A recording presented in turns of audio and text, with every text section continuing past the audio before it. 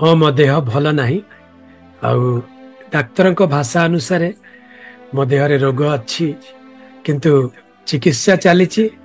ଆଉ ପ୍ରଭୁଙ୍କ ଅନୁଗ୍ରହରୁ ମୁଁ ଭଲ ଅଛି। ଗୋଟେ ରୋଗ ଅଛି ଯାହାର ନାମ ହଉଛି ଲୋ ଗ୍ରେଡ୍ ବି ସେଲ୍ ନନ୍ ହେଜକିନ୍ ଲିମ୍ଫୋମା।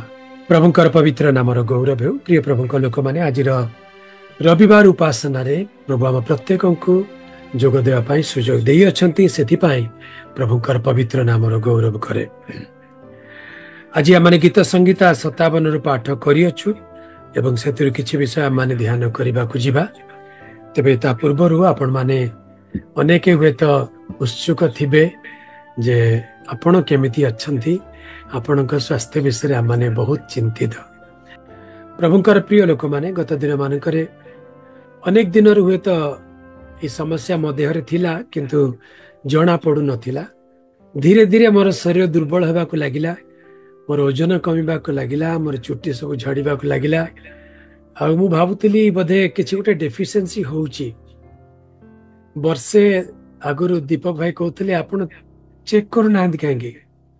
ମୁଁ କହୁଥିଲି, ହଁ ମୁଁ କିଛି ଖାଇବା ପିଇବାରେ ବୋଧେ ଢିଲା ହଉଛି, ମୁଁ ଟିକେ ଭଲରେ ଖାଇଲେ ଭଲ ହବ।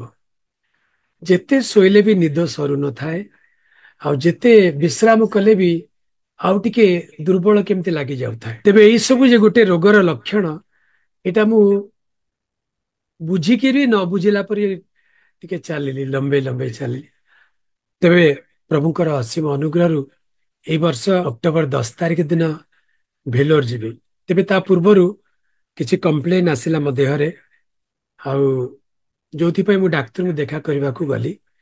ଡାକ୍ତର ମତେ କହିଲେ, କିଛି ଅସୁବିଧା ନାହିଁ, ମୁଁ ଔଷଧ ଦେଇଦେଇ ଭଲ ହେଇଯିବେ, କିନ୍ତୁ ଯଦି ହବ ଗୋଟେ ସୋନୋଗ୍ରାଫି କରିଦିଅନ୍ତୁ।